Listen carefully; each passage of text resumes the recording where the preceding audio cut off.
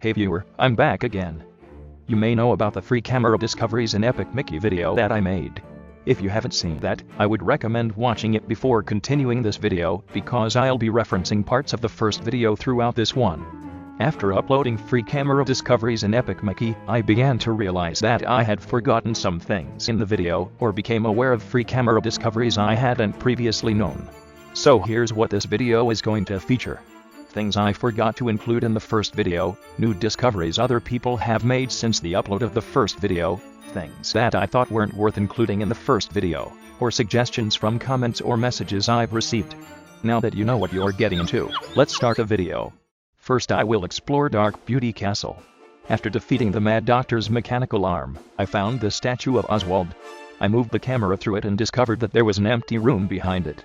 I used cheats to make it so I can use paint and thinner before Mickey unlocks the ability to, and found out that the statue is made of toon.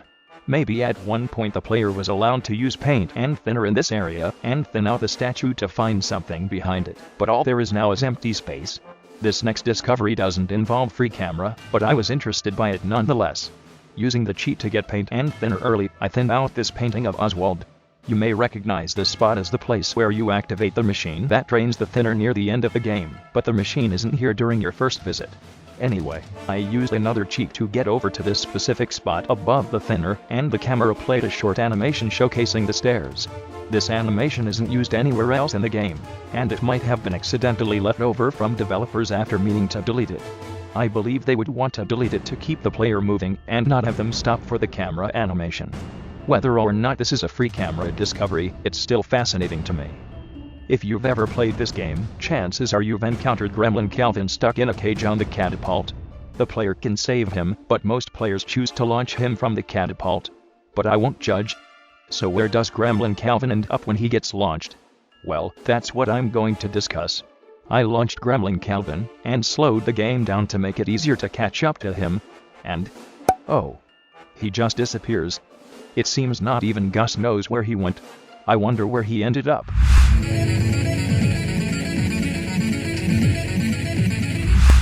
Going back to the topic of the draining machine, I wanted to check to see if the 5 smaller machines were also in this area. I moved the camera under the thinner to check. To my surprise, I found the small rooms that had the draining machines in them, but they were empty, and the doors were closed. Although the machines themselves weren't there, I thought it was interesting that there's still space behind the doors even though the machines aren't there. Here is one more thing before moving on to Gremlin Village. In the Mickey and the Beanstalk transition game, there is something hidden some distance away from the main area. Behind these clouds, if you move the camera into the background, you can see a lonely cloud in the void. It seems that the cloud got left out from its other cloud friends, likely placed there on accident from the developers. I bet this cloud in the vase from Ventureland could be great friends someday. That was it for Dark Beauty Castle. Now let's move on to Gremlin Village. For April Fool's Day, I uploaded a video about a free camera discovery that I made before you enter the jungle boat ride in Gremlin Village. Of course it was just an April Fool's Day joke, so it wasn't real, but my friend asked me if there was actually something in that spot that I could see with free camera. And indeed there was. After Oswald rode this boat off camera, I moved the camera down the hallway where he exited and saw him fling away from the boat once it submerged itself. Well, I certainly wasn't expecting that. Let's go back a little bit. This is one of my favorite free camera discoveries in this game. In this area with the ticket booth that Gremlin Tim is trapped inside, I turned around to face this door. Then I moved the camera through it. I found a spinning triangle just behind the door. If you don't know what this triangle is, they are seen in test rooms for this game, and are used to activate certain things. They're also used in prototype versions of Epic Mickey 2 for testing purposes. Thankfully a cheat exists that lets Mickey jump an infinite number of times, so I jumped over the wall and tried to touch the arrow. When I got near it, the triangle disappeared. It's possible that by touching it I activated something, but I couldn't see any differences after looking through the rest of the area.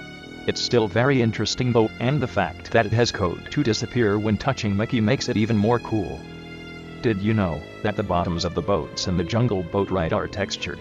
You're probably thinking, well yeah, obviously it is, you can see it right here. But I'm talking about these boats, not those boats. The overturned boats actually have a texture that differs from the right side up boats. The right side up boats seem to have grooves in the bottom of them, and the player can't ever see that. Now I want to dissect the shortcut scene that plays right after you exit this room. I move the camera under the map so I can see everything that's going on. First this plant prop sinks into the thinner and then disappears. Then these two boats make their way into the whirlpool and decide to stay there. They stay there until the player presses A to start this fade out, and during the fade out the boats disappear. It's cool to know how things like this cutscene are working in the background, isn't it? After talking with Small Pete, a cutscene plays showcasing the Asian boat ride. Oswald is also seen running into this door and closing it behind him, so I caught up to him to see what he does behind the doors once he exits the player's vision.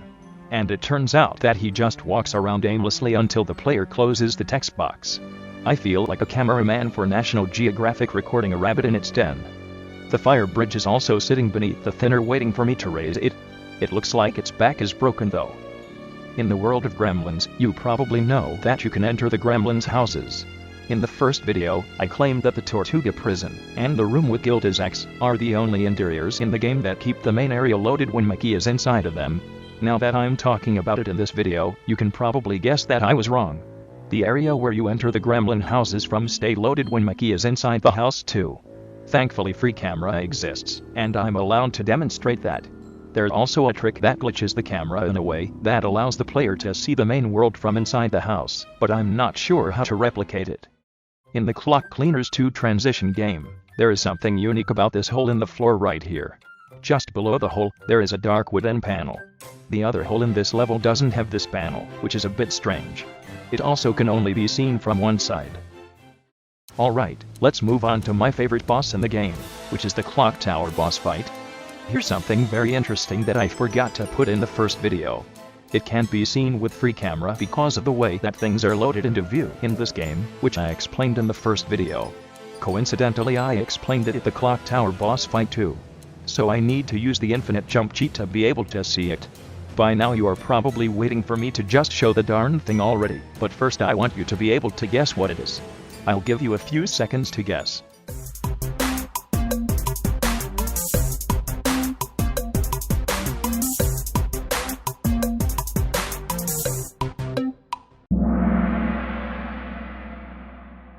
Yep, that's the bridge from Oztown.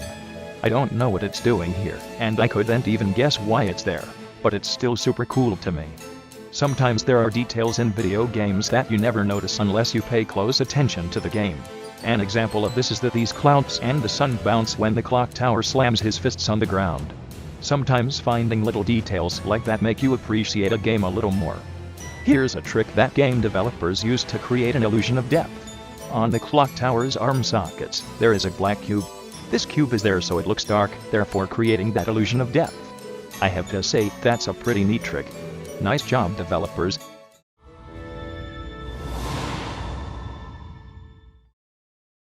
I just used the junction point logo as a transition. Cool stuff. Anyway, in Mount Osmore Caverns, there are doors on both sides of this corridor. Both of them cannot be opened or thinned out. However, if you were to move the camera through the door, you would see that the floor extends into the door a little bit, and that there's also a texture behind the door. It's like this for both of the doors. This implies that at some point, these doors may have been able to open. What the doors would have led to remains a mystery though. While I was in this area, I moved the camera inside Oswald's head and found out that he has teeth. Well, he only has a top set of teeth, but still. I don't think I've ever seen Oswald having teeth before, and I don't believe that it's possible to see his teeth without using free camera, so I was a bit surprised to see this. This is common knowledge, but the secret room of the miniature wasteland is also just behind this wall. You can even get a peek at it through the tiny gaps in the wooden wall. Speaking of this secret room, this Fantasia Mickey is white on the parts where the player can't see. I don't know why it's this way, but if the player can't see it then I suppose it doesn't matter. In the Captain Hook boss fight, Skull Island is visible off in the distance. One would expect that Skull Island is just a 2D image, but it's actually a 3D model. This reminds me of the castle in Mean Street. The bottom of the Jolly Roger also has a texture, which is just barnacles. Does this mean that barnacles can live even in thinner? There is also a square piece missing from the boat for some reason. Well, last time I killed Captain Hook, so this time I will redeem him. Before moving on to Bog Easy, here is a quick montage of what characters look like under the map when they are thinned into a puddle.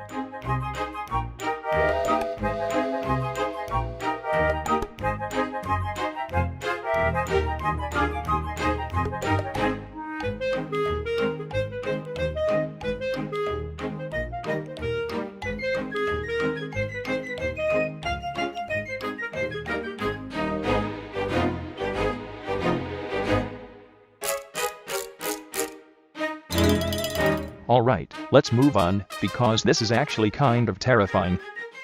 In the Bug Easy shop, you can find Madame Leona's book, That Ghosty and Lost.